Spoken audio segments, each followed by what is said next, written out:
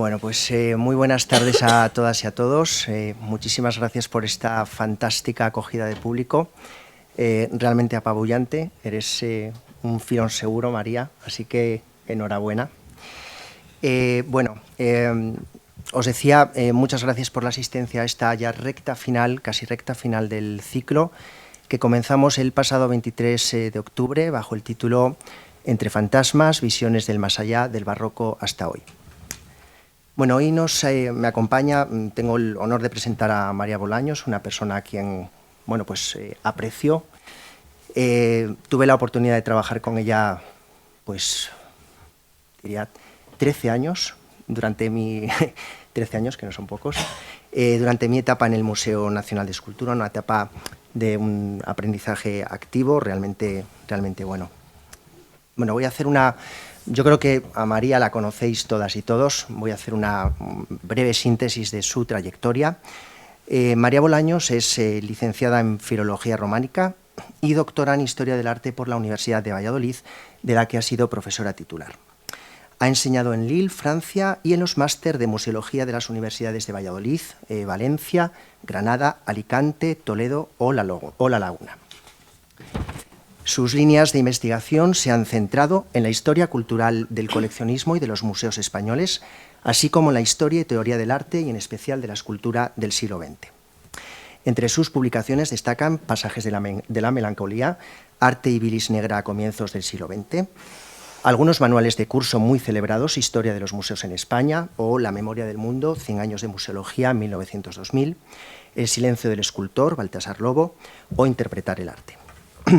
Como os decía, entre 2008 y 2021 fue directora del Museo Nacional de Escultura, se encargó de la renovación museológica de la exposición permanente y del comisariado de un importante número de exposiciones, entre otras, Figuras de la exclusión, Diálogos de lo sagrado, Esto me trae aquí, Ricardo de Orueta en el frente del arte, Tiempos de melancolía, Creación y desengaño en la España del siglo de oro, La invención del cuerpo, Almacén, El lugar de los invisibles, o Non finito, el arte de lo inacabado.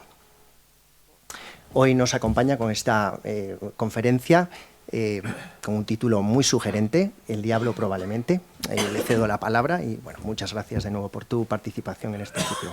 Gracias, Pedro. Gracias. Bueno, pues muy buenas tardes a todos. Lo primero que tengo que decir es que espero llegar hasta el final, porque tengo una voz ahí en el límite de quedarme afónica o estoy un poco acatarrada.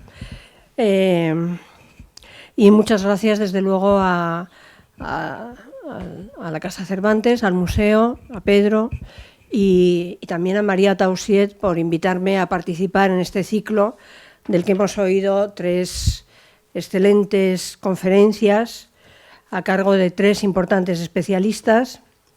Yo, como se ha visto por el currículum, soy una especialista de la no especialización, no me siento muy especializada en nada, y eso me permite, pues, de vez en cuando hacer cosas como esta, que es hablar de este tema, en el que entré un poco a raíz de una exposición que hicimos en el museo en el año 18. El título de la charla está descaradamente tomado de una película de Robert Bresson, realizada en 1977, que tiene este título ambiguo, El diablo probablemente, y que es una película un tanto desesperada sobre la impotencia de una generación ante la inmensa demolición que va devastando el mundo y la naturaleza, y que termina muy trágicamente. En una de las escenas, dos de los protagonistas, que van en un autobús urbano, se preguntan sobre la causa del mal en el mundo, con frases del tipo: ¿quién es el que se entretiene en llevar la humanidad al caos? Sí, ¿quién es el que nos manipula en silencio? Y un pasajero que está sentado junto a ellos, pero que es completamente ajeno, no tiene nada que ver, responde por su cuenta: el diablo probablemente. Bresson toma una fórmula utilizada en francés comúnmente, que se emplea cuando la realidad se desorganiza caóticamente sin motivos. Esta conferencia no va de cine, no va del siglo XX, se centra en un fenómeno histórico muy concreto, el increíble miedo al demonio que acompañó los inicios de la modernidad occidental. La oleada diabólica que se extendió en el viejo mundo entre mediados del siglo XV y a lo largo del siglo XVI, una oleada a la que las artes dieron vida con una potencia y con una energía y una imaginación, sobre todo en los Países Bajos y en Alemania, que ni había tenido antes ni tendrá más tarde. Satán entró muy tardíamente en la cultura occidental. Durante los primeros 1000 años, durante el primer milenio, el diablo tuvo una existencia más bien discreta. Existían figuras diabólicas muy débiles que formaban parte de un magma de supersticiones populares y de una explicación mágica del mundo. O sea que para un cristiano ordinario de estos siglos, del siglo VIII, del siglo X, del siglo VI, el mundo invisible estaba poblado de infinidad de personajes sobrenaturales, santos, demonios, almas de difuntos, donde lo sagrado y lo profano convivían entremezclados sin una frontera muy nítida. El diablo era considerado un espíritu ambivalente, travieso, un daimón, como se decía en griego, y como se mantuvo, un daimón ridículo y divertido, a veces dañino, cuyas amenazas eran casi banales y con el que se podía negociar. Por ejemplo, se le podía encargar la construcción de la Catedral de Colonia y después de haberla erigido por su cuenta, darse cuenta de que está engañado, no tiene otra que irse furioso dando un portazo. Ahí llegaba el alcance de su poder. Así que en la sociedad de los laicos no parecía existir una gran obsesión demoníaca.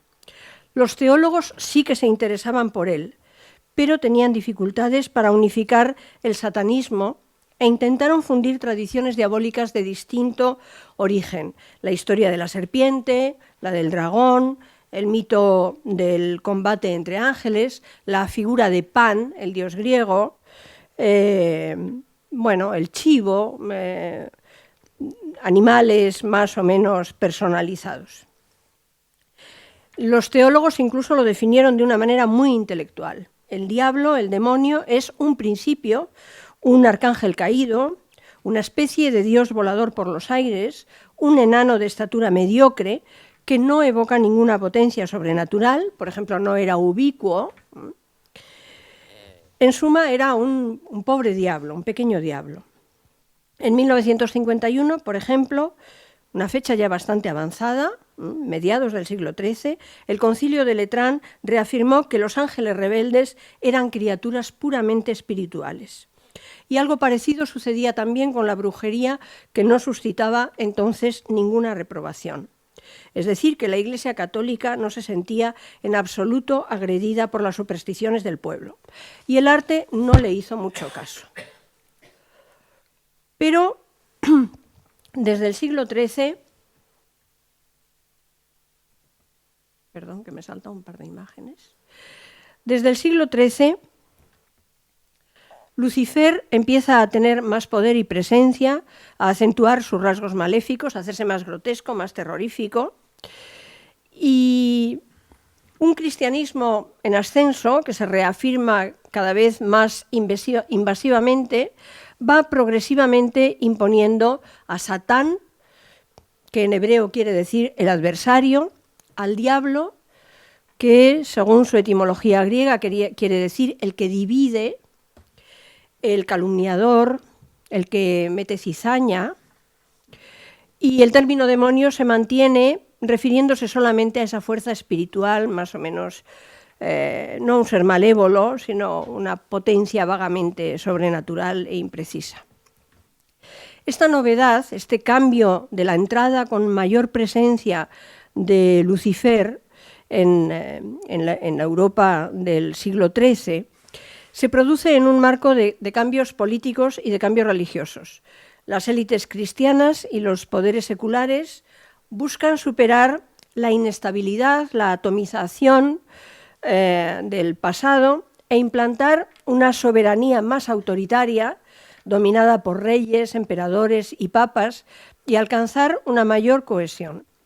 Es decir, es la idea de una realeza soberana, autoritaria, que domina sobre los micropoderes feudales y en la que se abre camino la idea de una justicia encarnada por el rey, capaz de manejar un poder hasta entonces no tan conocido, mientras que en paralelo se perfila esta otra majestad de Satán, este otro dominio de Satán al que me he referido y al que se le presenta también coronado como un rey dominando sobre el Averno con una autoridad incuestionable, como si fuese un rey despiadado.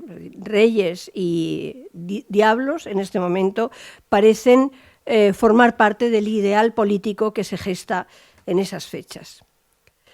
Por encargo de esas mismas élites, la Iglesia, la monarquía, la gran aristocracia, el arte va a reflejar esos infiernos terribles, con diablos de poder sobrehumano, con un Lucifer que triunfa con una talla descomunal y aterradora, como en esta obra de Giotto, en Padua, o de Giovanni de Módena, o también en el Camposanto de Pisa.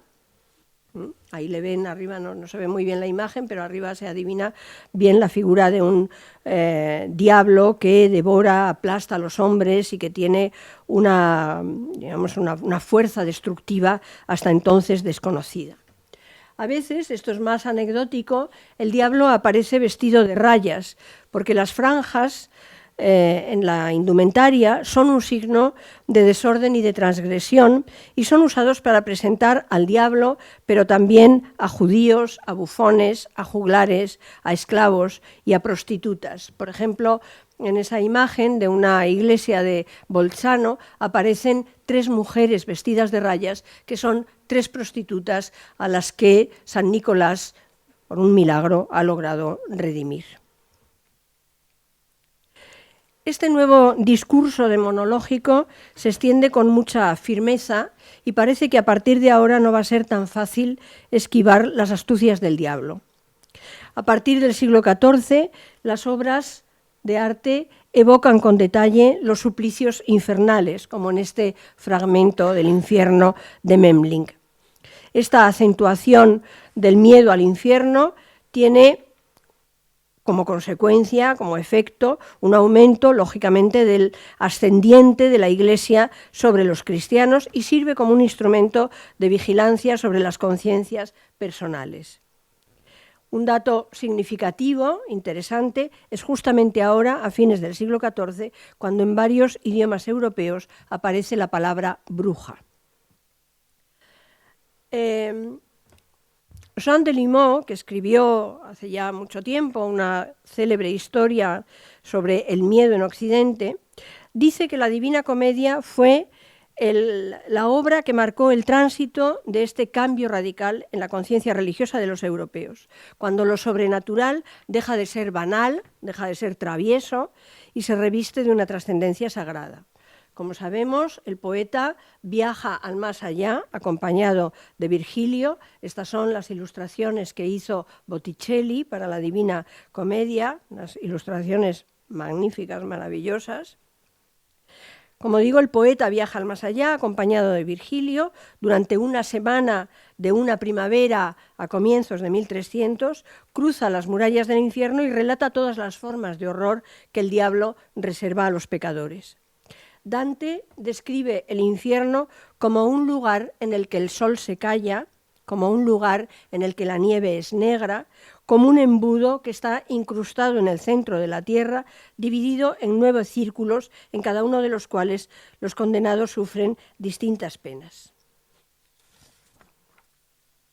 Llegamos así, por tanto, hacia 1400, al alba de la modernidad, a los comienzos de la modernidad, que son la edad de oro del diablo. Las gentes empiezan a sentirse invadidas por un miedo cada vez mayor a Satán, a sus poderes y artimañas y a los suplicios del infierno que acaparan la imaginación de los europeos. Es un momento crítico en la historia, no solo en la historia de la religión y de la Iglesia, sino también en la historia de la conciencia individual, de los comportamientos colectivos. Y además, y por eso también tiene sentido esta conferencia, es también la edad de oro del diablo en las artes visuales, que van a dar vida a una alucinante imaginería infernal. Va a ser un periodo muy breve, poco más de un siglo, finales del XV y finales del XVI, por poner unas fronteras temporales un poco fluidas. Un periodo breve, digo, pero muy fulgurante, de tal manera que, como sabemos, son imágenes muy populares que nos siguen intrigando, maravillando, etc. Y el corazón geográfico de esta eclosión de las artes, de la pintura, habría que decir, también de la escultura, fueron las ciudades prósperas, las ciudades burguesas de los Países Bajos y Alemania, en las orillas del Mosa, del Danubio, del Rin, ciudades como Hertogenbosch, que es la patria del Bosco, de ahí viene su nombre, de ese Bosch final de su ciudad natal, Bolduque se llama en castellano. O ciudades como Dinant, que era la patria de Patinir, que refleja siempre en sus paisajes las riberas del Mosa y las ciudades de esa zona. Y sobre todo Amberes, que es el lugar donde más pintura y escultura se produce, se vende y se exporta a comienzos del siglo XVI. La prosperidad de estas ciudades flamencas y alemanas se nutre de la actividad de esa nueva clase de mercaderes que llegan de toda Europa a estas ciudades para hacer negocios, pero que aprovechan también para encargar obras de devoción, de tal manera que se gesta así un mecenazgo que da trabajo a una gran cantidad de talleres de artistas. Estos pintores, tomando el relevo de Dante, dedican muchas de sus pinturas a Lucifer, a sus incursiones en el mundo humano, a las heroicas resistencias de los piadosos. Pintores como el Bosco, como Grünewald, como Patinir, como la familia de los Bruegel, o Aldorfer, o Durero, desde luego, pero también pintores menos célebres como Met de Bles, Michael Pacher, Peter Huyss, y centenares, podríamos decir, de seguidores, de anónimos, de discípulos, de seguidores, de autores que siguen, artistas que siguen la estela, que copian, que recrean, etcétera, desde el norte hasta el sur de Europa, por ejemplo, Miguel Jiménez en España, Bartolomé Bermejo también. Este periodo fue un verdadero unicum en la historia, una isla creativa que no tuvo continuidad, porque una vez que desaparecieron estas generaciones y llegado el barroco, la imagen física del diablo se desvaneció y la tentación se volvió una cosa mucho más mental, más mística, más metafórica. Y los pintores la describen de una manera más o menos laica, digamos. Es difícil hacerse idea que esas mujeres que hay ahí son diablesas. Y más bien se describen los efectos de la tentación, por ejemplo, el arrepentimiento, que es uno de los grandes temas de la pintura barroca del siglo XVII.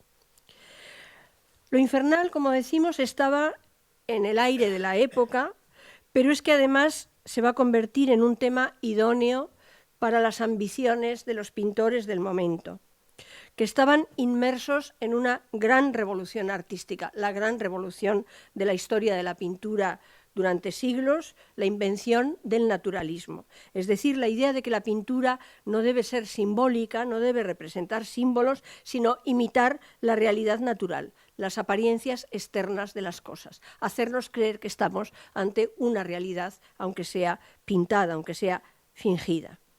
Y esto llevaba consigo Y esto llevaba consigo aparejados toda una serie de recursos técnicos muy sofisticados, muy desinhibidos y muy audaces, que les permitían representar todo lo imaginable, incluidas las cosas y los seres más extraordinarios.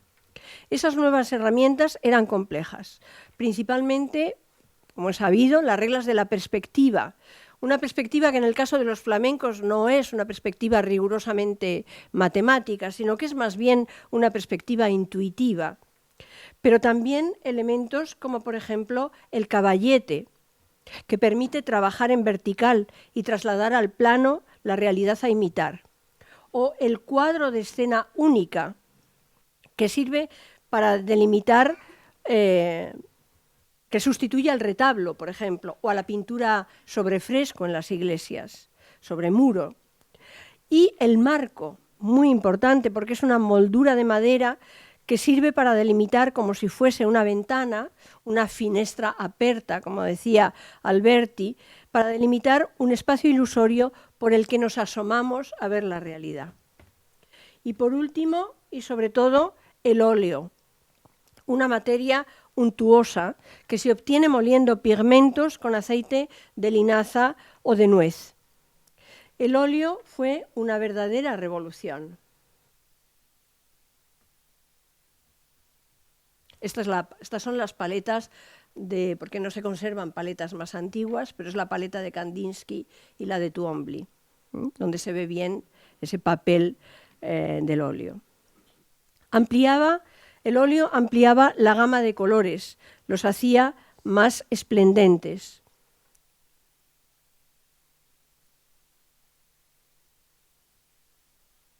Al añadir resinas duras, que hacen el secado más rápido, facilitaban la posibilidad de mezclar tonos diferentes y, por tanto, representar microscópicamente los detalles. Facilitaba las uniones entre tonos distintos y admitía esfumados más fáciles y más dulces. Como podía aplicarse con pinceles finísimos o con espátula y hasta con los dedos, permitía graduar la consistencia desde veladuras transparentes, como este velo sobre la cabeza de esta retratada de Van Eyck, hasta cuajarones más espesos. Y además era un método muy rápido que libraba al pintor de las tareas preparatorias tradicionales, que eran pesadas y lentas, y por tanto le permitía concentrarse en el momento creativo, no depender tanto de la técnica y por tanto ser más moderno. El óleo, más que una técnica, era por tanto una manera de mirar el mundo. En cierto modo, es inseparable de la mentalidad burguesa, de esa protoburguesía mercantil, de su gusto por la individualidad y del placer de la posesión.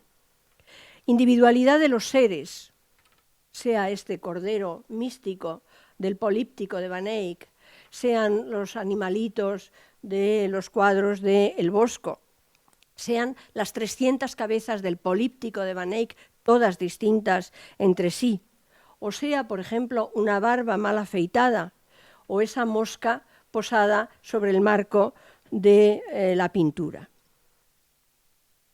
Y también permitía pintar la individualidad de las cosas, pues solamente el óleo permite plasmar la riqueza material en su máxima vistosidad, en sus detalles más microscópicos, como en este retrato de los embajadores de Holbein, donde vemos la calidad de la piel, de la seda, del armiño, pero también el esplendor de los objetos científicos, por ejemplo, la belleza de una alfombra, de una tapicería, de una cortina, etc., las filigranas de una orfebrería. Todo eso que ayuda a celebrar, a exaltar la capacidad adquisitiva de los dueños y su afán de ostentación.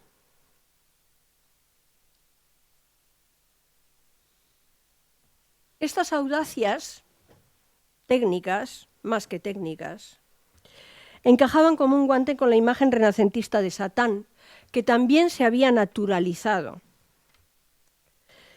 y que podía metamorfosearse y tomar apariencias extravagantes y perversas, con detalles fantasiosos, porque el diablo ahora mantenía su inteligencia angélica, algo que había perdido en el milenio anterior, y dominaba todos los secretos del orden natural, del mundo corporal, dominaba los movimientos de los cielos, las propiedades de las piedras y las hierbas.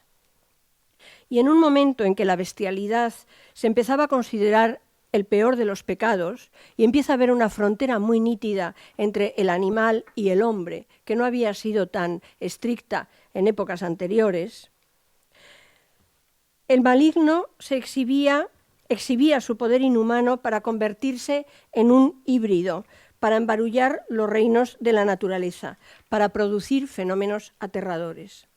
Flaubert, en sus Tentaciones de San Antonio, comprendió bien esta euforia transformista que debía sentir Satán y habla en su nombre. ¡Qué felicidad!, dice el diablo. Siento anhelos de nadar, de ladrar, de mugir, de aullar. Quisiera tener alas, un caparazón, una corteza de árbol. Quisiera echar humo, tener una trompa, retorcer mi cuerpo, dividirme por doquier. Estar en todo, emanar como un olor, crecer como las plantas, fluir como el agua, vibrar como el sonido, brillar como la luz, acurrucarme en todas las formas, penetrar en cada átomo, descender al fondo de la materia, ser la materia.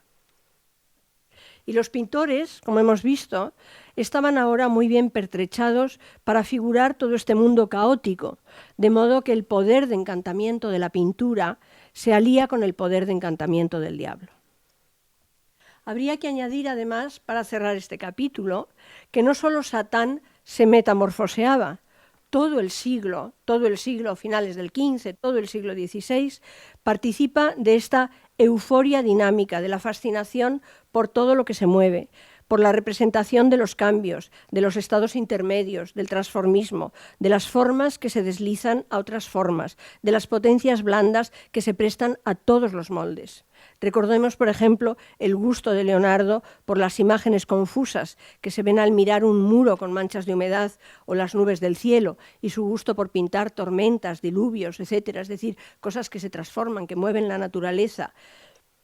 O también, por ejemplo, la extendida moda de los grutescos en el Renacimiento, donde se combinan cosas diferentes, siempre híbridas, con un resultado onírico y vagamente siniestro.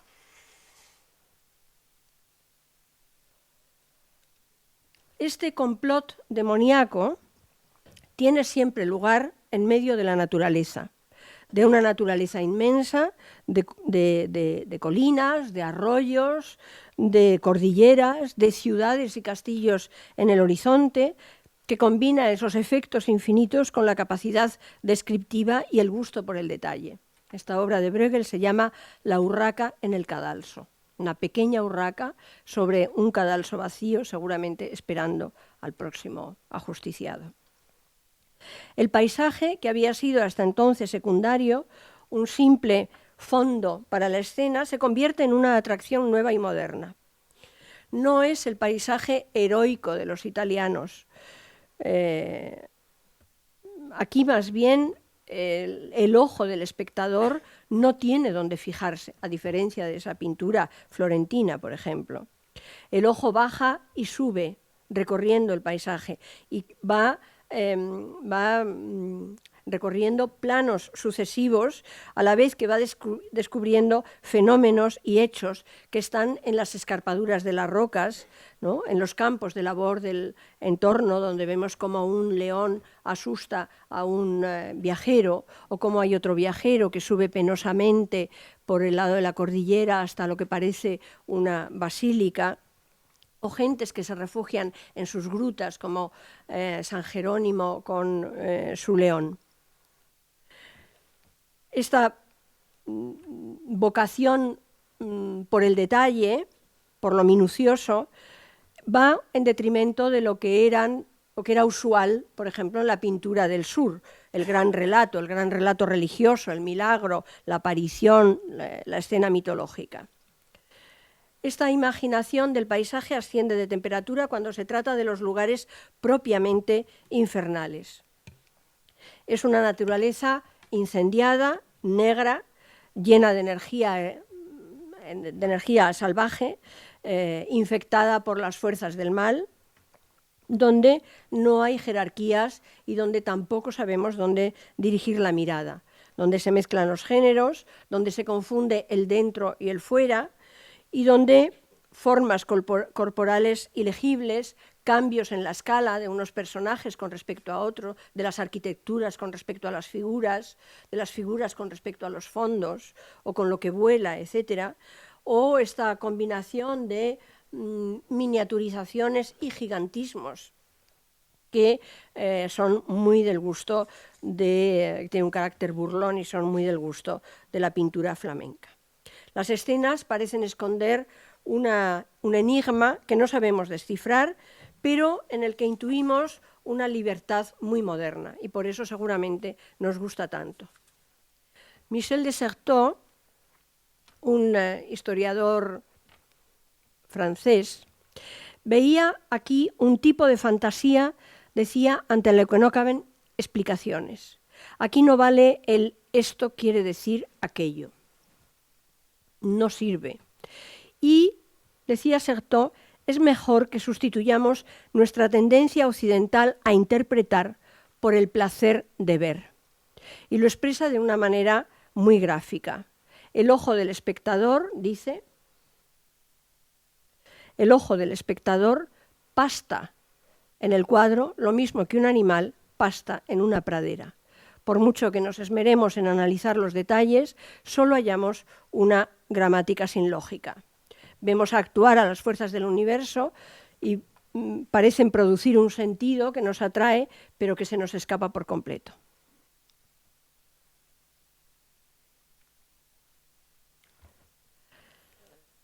Los temas de estas fantasmagorías diabólicas proceden de fuentes literarias muy variadas, de cuentos populares, de evangelios apócrifos, de textos religiosos, de vidas de santos. Retoman asuntos que ya estaban presentes en el medievo y que son recreados con una extrañeza burlona que ya hemos visto. Por ejemplo, el suplicio de los condenados es un tema frecuente, el juicio final, el triunfo de la muerte, el apocalipsis, etc. Pero hay otros relatos algo más nuevos. Por ejemplo, la representación de los confines infernales aparece en un tema relativamente frecuente, que es el descenso de Jesús al limbo. Un tema que estaba descrito, bueno, esto es muy complicado teológicamente, pero estaba descrito en parte en un evangelio, el Evangelio de Nicodemo, y que describe el limbo como un lugar de espera imaginario, un lugar en los confines de las tinieblas donde vivían aquellos hombres justos que habían muerto antes de que Cristo llegase al mundo y no habían sido redimidos por él. Seguían teniendo el pecado original, porque no habían sido redimidos, y por tanto no podían entrar en la gloria.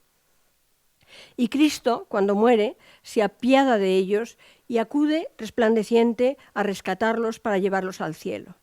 Y se le ve en estos cuadros como irrumpe en ese submundo negro, aterrador, helador, porque el infierno es sobre todo helador, para rescatar a los que creyeron en la llegada del Mesías, Moisés, Abraham, Adán y Eva, Noé, etc.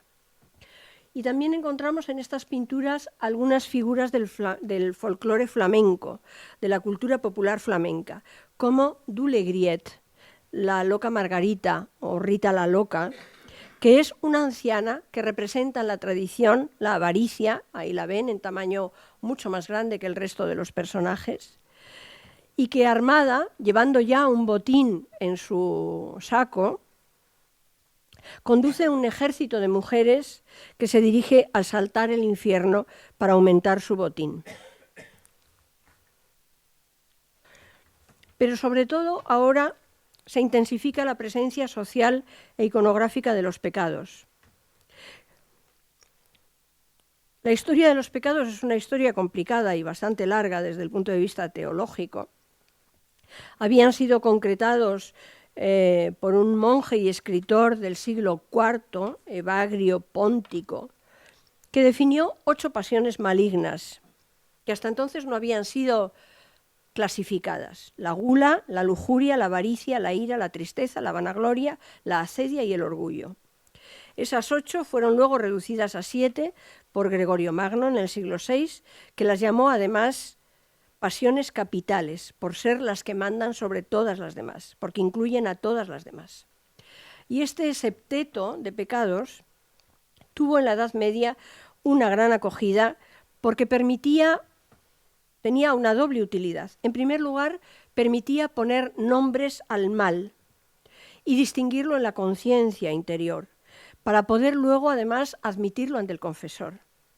Y segundo, además, porque permitía dar a cada uno de estos pecados formas visuales a través de alegorías, símbolos, leyendas, etc.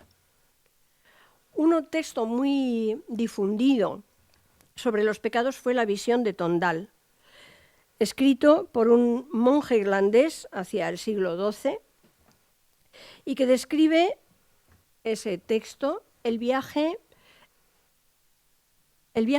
producto del sueño. Ahí le ven en una esquina dormido y protegido por un ángel, cuando va a empezar ese viaje por el más allá, que es pintado en el texto como una geografía de valles tenebrosos, carbonizados, etc. Este anónimo flamenco, este es un cuadro que está en la Fundación Lázaro Galdeano, cada microescena detalla los tormentos de los pecadores. Por ejemplo, la rata negra sobre la cama, al fondo, encarna la lujuria. El mono encarna la mentira, las monedas la avaricia, la cuba de vino llena de monjes y frailes, la lujuria de nuevo. Y a la derecha se ven los castigos a los glotones. Pero quien dejó una verdadera suma teológica sobre el mundo del pecado, sobre los pecados capitales, fue Pieter Bruegel, un artista enigmático que vivió en una Flandes muy convulsa, del que se sabe muy poco. Hay muchísimas leyendas en torno a su biografía, que vive en ese mundo de guerras, furia universal, miseria, pestes, etc., y que alcanzó una enorme celebridad como autor de estos grabados, como dibujante, en esta serie que realiza en 1558. Cada escena requeriría un acercamiento mucho más detallado. Está formada por decenas de episodios, de microepisodios, donde se enredan hombres, mujeres, animales, criaturas de pesadilla, en distintas posiciones, en distintos lugares del espacio, reptando con centenares de cosas y de detalles. Bruegel parece burlarse de esa visión antropocéntrica que seguramente había visto en Italia y que reinaba en la pintura que él pudo ver. En La avaricia, Bruegel retrata una época donde la riqueza estaba asociada al dinero. El dinero había irrumpido en esa sociedad protomoderna con una fuerza muy poderosa. Y la búsqueda del dinero, se considera una incitación a pecar. Y vemos en el centro a una joven avara, acompañada de un sapo, que se complace en su tesoro y que lleva monedas de un gran arca que tiene al lado a su regazo. Y detrás de ella pues parece que hay un grupo de usureros que parecen querer acosar a una mujer en apuros. Y luego pues por doquier hay baúles, sacos, arcas, toneles, huchas que contienen o dejan escapar monedas, y toda la escena está llena de personajes codiciosos que atesoran, recogen, piden dinero, roban o son robados.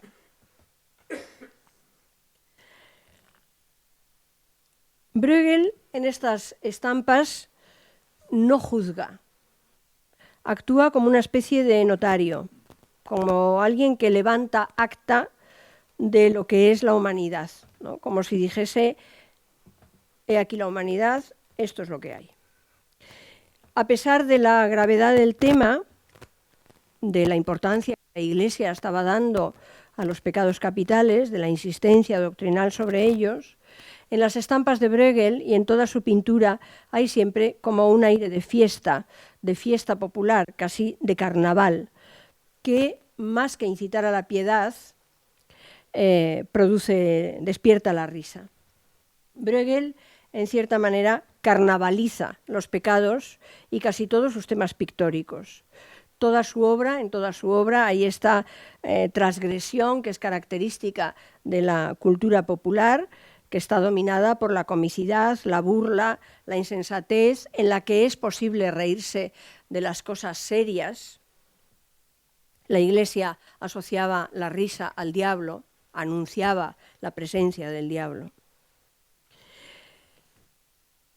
Pero este mundo popular, en este mundo popular las cosas son de otra manera. Por ejemplo, había muchas fiestas, la fiesta de los burros, la fiesta de los locos.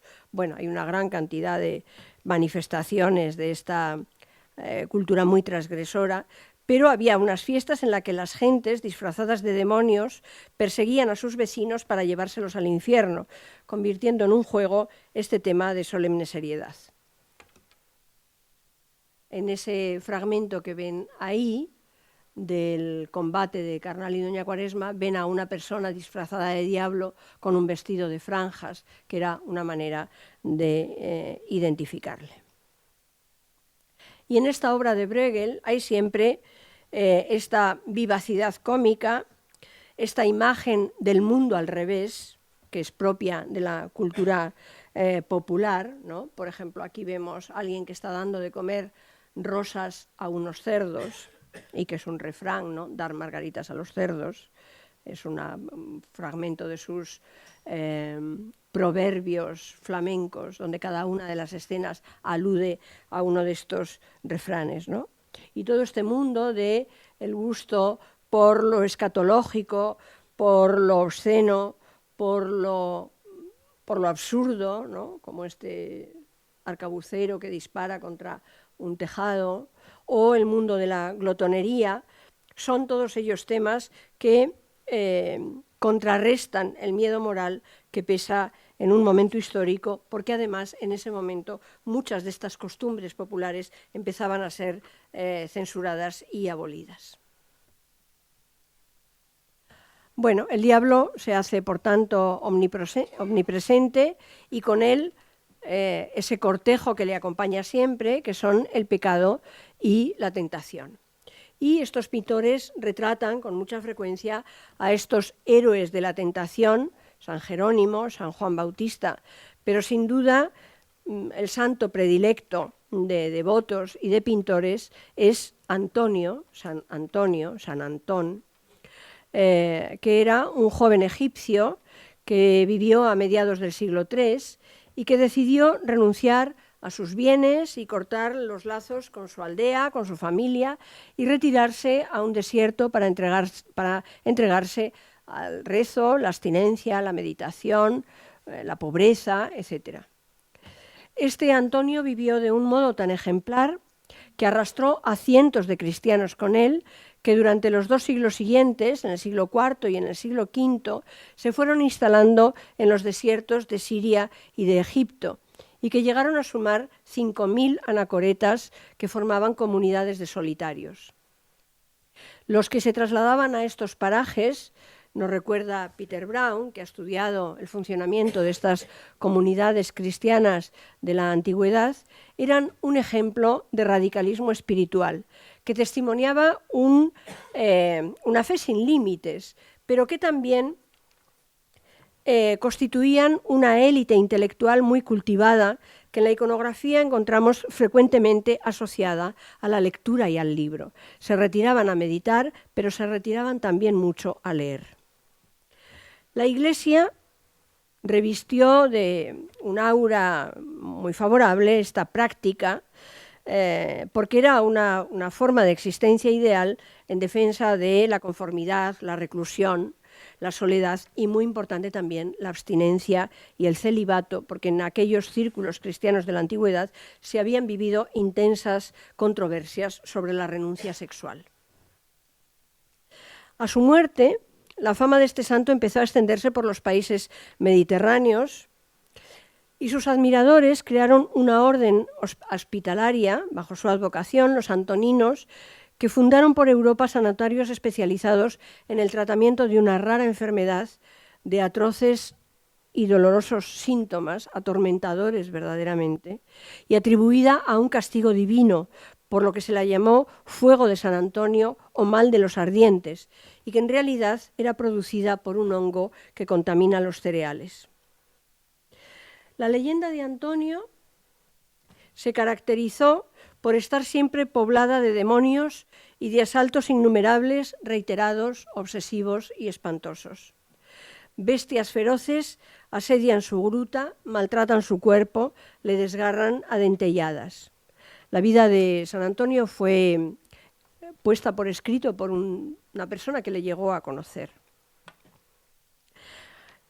Todas estas tradiciones sobre lo que había sido la vida de San Antonio fueron recogidas en La leyenda dorada, que es un libro medieval en la que un dominico italiano reúne biografías de los santos cristianos del origen, y este Jacobo de la Vorágine relata así el tormento cotidiano de San Antonio. Coronados de rosas o de cuernos, enormes como torres o diminutos e impalpables como duendes, bellos como dioses paganos, majestuosos e hirsutos como profetas hebreos, transformados en larvas o cubiertos de pústulas repugnantes, con apostura de efebos encantadores o con ademanes de ascetas encanecidos en la práctica de la virtud, los emisarios de Luzbel estaban siempre a su lado, tentadores y atormentadores. Ni un paso, se dice en su biografía, puede dar el solitario sin ver surgir de la tierra piaras de cerdos que le gruñen, manadas de lobos que le estremecen con sus alaridos, millares de serpientes que echan fuego por la boca y que le inducen a caer en los vicios más condenables, engañándole. Por ejemplo, el del orgullo, porque con una voz angélica alaban su vida perfecta. O el pecado de la gula, porque le ponen en la mesa alimentos exquisitos, o el de la pereza, porque cierran sus párpados y le hacen dormirse cuando debería velar. El de la avaricia, porque lanzan a sus pies montones de oro, o el de la lujuria, cuando traen a su presencia mujeres desnudas. Estas privaciones de San Antonio eran naturalmente un atractivo muy grande para los artistas flamencos de este periodo, de tal manera que una vida que había pasado sin pena ni gloria por el arte anterior, de repente pasa a conquistar completamente las artes plásticas de este periodo flamenco y se convierte en una de las escenas más solicitadas de la sociedad nórdica y por extensión de toda Europa. La serie se inicia con este grabado de Martin Schongauer, San Antonio atormentado por los demonios, realizado en 1470-75, y donde vemos una especie de mandorla de seres bestiales, parecen raptar al santo en el aire, que resiste serenamente todo lo que puede estos intentos de descuartizarle, tiran de él en direcciones distintas como si se disputasen su cuerpo. Y los diablos están armados de cuernos, de colmillos, de garras, muy parecidos a las armaduras caballerescas de la época, diseñadas para atormentar al enemigo. Esta estampa seguramente fue la estampa del siglo XV y XVI que más circuló por toda Europa. Llegó, por ejemplo, a Italia y Miguel Ángel la recreó en una de sus primeras obras, se dice que hecha cuando era prácticamente un niño. Muy pronto, las tentaciones de San Antonio se convirtieron en un clásico de la pintura flamenca que va a alcanzar su celebridad gracias a Patinir, pero gracias aún más al Bosco. En esta versión del Bosco hay otra gran, muy importante, de la que hemos visto antes una imagen en Lisboa, en el Museo Nacional de Arte Antigua, un gran tríptico. En esta versión del Prado, el pintor muestra al santo tranquilo, absorto en medio de la naturaleza, cobijado bajo un tronco, pacíficamente. Tiene un libro cerrado que cuelga de su cinturón, el libro que le acompaña siempre, pero está muy metido en su concentración interior y hasta el cerdo que tiene al lado parece meditar.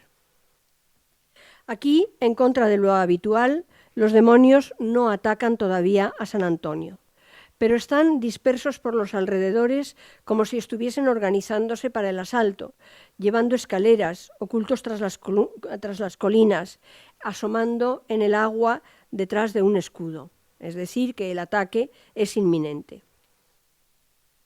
Patinir también dio una versión muy, muy hermosa y muy sometida a la presencia del paisaje, porque es el creador del género del paisaje, y se centra en el acoso de la seducción femenina, es decir, el pecado de la lujuria. Aparentemente se trata de 3 mujeres hermosísimas, cuyos rostros no pinta Patinir, que se hace cargo del paisaje, sino Quentin Massis, con el que colabora en alguna otra cosa también. Como digo, aparentemente son solamente 3 mujeres y una vieja. No sé qué he hecho. Perdón.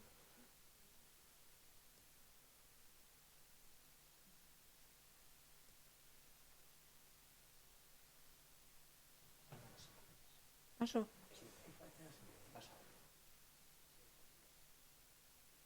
Pero es que me paso de...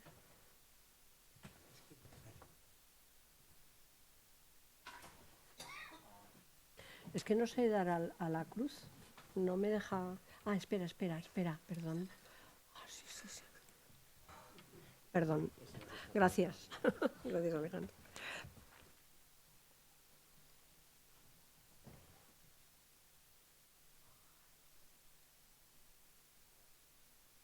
¿Y la siguiente?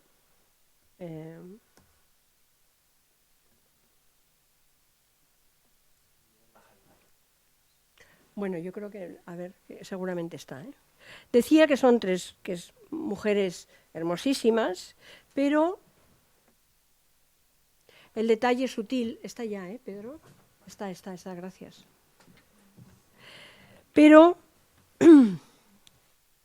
el detalle sutil del extremo del vestido de una de ellas, que parece más bien una cola de dragón, delata la verdadera naturaleza de estas mujeres.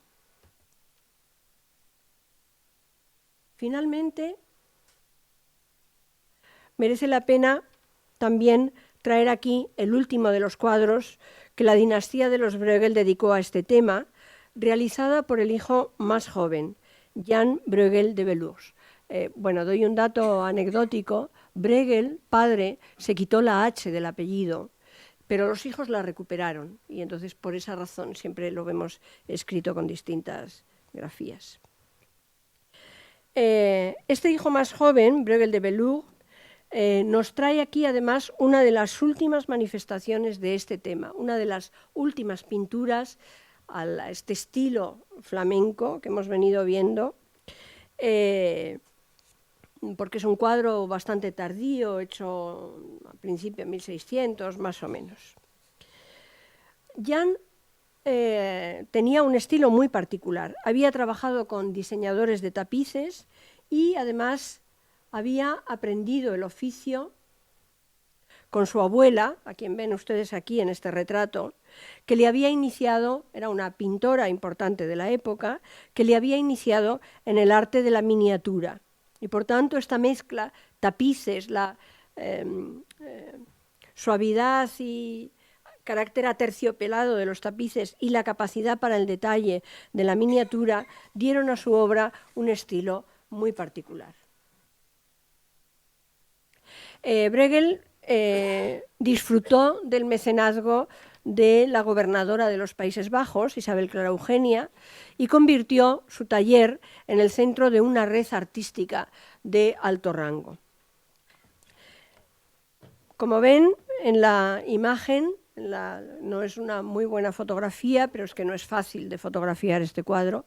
Es un escenario a cielo abierto en la que decenas de seres aberrantes se apiñan en torno al anciano, se cuentan hasta 50, en torno al anciano para aterrorizarle, volverle loco, distraerle de su lectura. Él se refugia en la lectura tratando de ser ajeno a todo este horror que le rodea. Y a su espalda 3 mujeres, una de ellas lujosamente vestida, pero también una joven desnuda, conducida violentamente por seres un tanto grotescos, vuelve a ser de nuevo una alegoría de la lujuria que despierta la belleza femenina. Este pecado había terminado por convertirse en el más grave de todos, frente al que había sido hasta entonces el peor de los pecados, que era el orgullo, que era más un pecado de caballeros feudales. Pero en el siglo XV y XVI la lujuria y esta asociación también de la mujer con lo diabólico, que es una de las grandes conquistas de la cultura occidental, pues se impone de una manera muy clara en los discursos artísticos, esta asociación de la mujer como vehículo del tentador. Lo que es interesante también es que Bruegel pinta este cuadro para Valladolid, para la primera cárcel de mujeres en España, que se funda en 1604 a instancias de una dama de la nobleza muy cercana a Isabel Clara Eugenia. Se ve de dónde viene, por tanto, el nexo con el pintor. Dama de la nobleza, Beatriz de Zamudio se llamaba en la vida civil, que se dedicó febrilmente a recoger mujeres deshonestas y a fundar, como dice en esa primera página del memorial que manda a Felipe III, a fundar galeras, cárceles, para castigo de las mujeres vagantes, ladronas, alcahuetas y otras semejantes.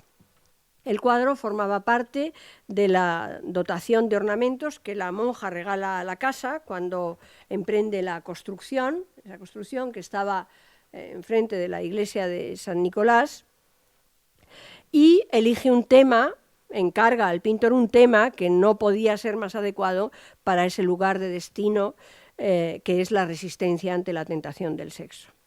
En el memorial en el que pide apoyo a Felipe III, Magdalena de San Jerónimo argumenta que, habiendo comprobado, cito textualmente, que gran parte del daño y estrago que hay en estos reinos de España nace de la libertad, disolución y rotura de muchas mujeres, se hace urgente crear un centro para la reclusión y el arrepentimiento femeninos. El régimen implantado en la casa era de extrema dureza. En el texto se dice, se dan instrucciones y se dice: el alcaide ha de procurar tener a raya a estas mujeres. Si blasfemaren, pónganlas una mordaza en la boca. Si alguna estuviese furiosa, échenla una cadena. Si se quiere alguna salir, échenla algunos grillos y pónganla de pies o cabeza en el cepo, y así amansarán. Una vez arrepentidas y aprobadas, por eso se llamaba Casa Pía de la Aprobación, podían ingresar como monjas en el convento de San Felipe.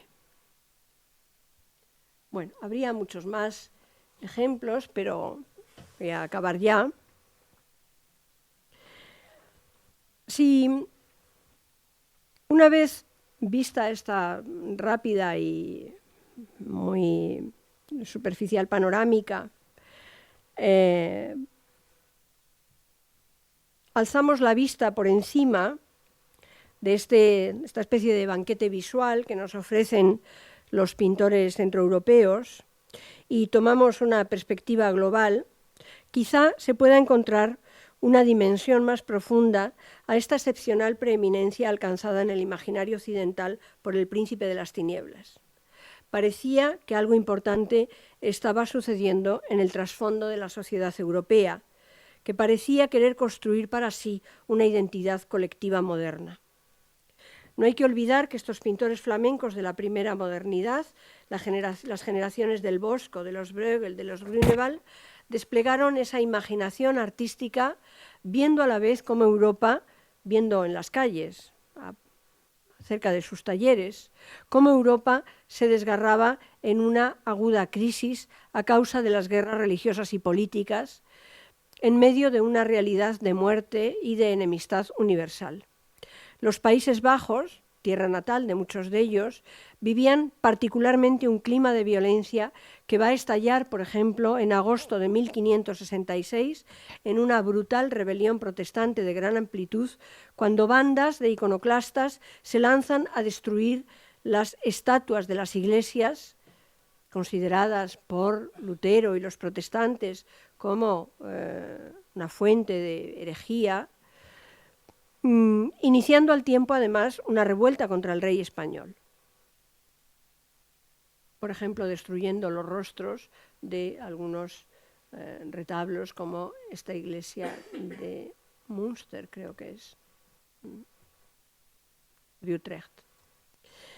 El triunfo de la muerte, ese alucinante cuadro salido del pincel de Bruegel el Viejo unos años antes, pinta ese pesimismo y ese miedo colectivos, pero también, por ejemplo, esa urraca en el cadalso que veíamos antes y que alude a la amenaza de ejecución de quienes no respetaban la ortodoxia. A medida que crecía la intolerancia, las turbulencias y los peligros, ganaba terreno en las conciencias la obsesión por la tentación, por el pecado, por la culpa. Protestantes y católicos se atribuían públicamente unos a otros las astucias, los crímenes y los pecados que demostraban su alianza con Satán. Lutero estaba obsesionado con el diablo, lo veía por doquier, realmente, en las moscas, por ejemplo, y en los excrementos que dejaban sobre sus escritos. El diablo, decía, se pega al hombre más estrechamente que su camisa, más estrechamente incluso que su piel. La teología luterana concedió al diablo un gran papel y la imprenta, que algunos pensadores consideraban un invento diabólico, se convirtió particularmente en el campo protestante en un instrumento de esta demonomanía. En el periodo de consolidación de la Reforma, de las cazas de brujas, Alemania conoció una extraordinaria floración de literatura especializada en libros de diablo, los Teufelsliteratur, en los que los pastores luteranos denunciaban los vicios y pecados de su sociedad y las acciones del diablo, contra el diablo bebedor, los pantalones del diablo y así sucesivamente. El maligno se difundió como una mancha de aceite que superaba el marco religioso y se colaba en todos los aspectos de la vida personal y social hasta convertirse en una especie de aglutinante cósmico presente en los círculos clericales, en las élites mundanas, en las masas cristianas. Era una especie de jefe de orquesta de este mundo dominado por el mal.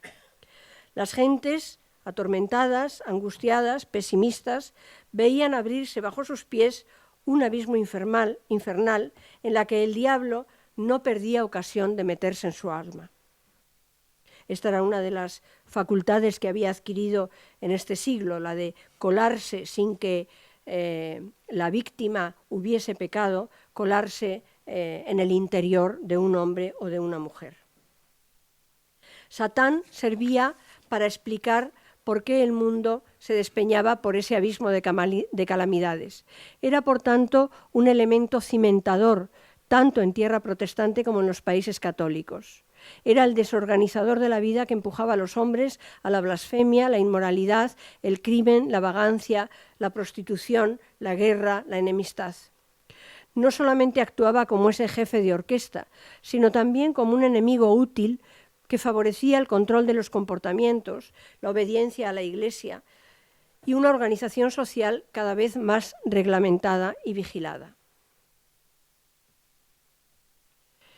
Y en estos tiempos, en este periodo tormentoso, en esa Europa rota, como hemos dicho, si seguimos la huella del diablo en el imaginario social, es posible ver cómo se gesta una idea que va más allá del aliento religioso y moral. Es el peso de la culpabilidad personal, la personalización y la interiorización del pecado, la responsabilidad plena del individuo sobre sus actos, o lo que Mugenblet, un historiador, autor de una historia del diablo muy completa y muy buena, llama el miedo a uno mismo. En el fondo, todo indica que este discurso sobre el diablo y la tentación esconde un mensaje ya moderno, no solo cristiano, porque implican nuevas formas de la conciencia y de la individualidad humana, que insisten en la soledad del hombre, en su conciencia de fragilidad, en su debilidad para afrontar el destino, pero también en la idea de que tiene las riendas de su propia vida.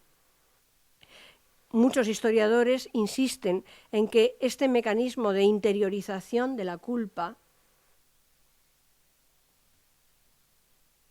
fue clave en la modernización de los comportamientos occidentales, de modo que podría decirse que el diablo tentador fue un actor importante en el proceso civilizador de la regulación de las conductas en la era moderna. Muchas gracias.